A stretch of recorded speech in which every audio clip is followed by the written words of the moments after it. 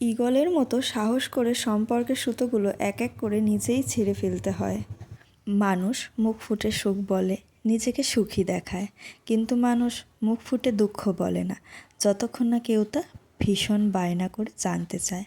নিজেকে সুখী দেখানো খুব সহজ, তাই মানুষ তার চোখ, মুখ, কাজ, লেখা ও বাস্তবে কিংবা ভার্চুয়ালে সব কিছুকে নিজেকে ফ্লেক্সিবল দেখায়, স্ট্রং দেখায় এবং সবাই এটাই দেখে।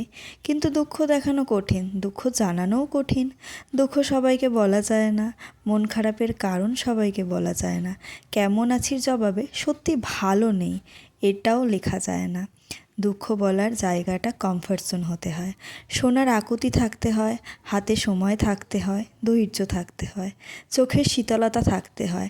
যার এই কমফর্ট জোন আছে সে ব্লেসিং, আর যার নেই সে মূলত একা, ভীষণ একা।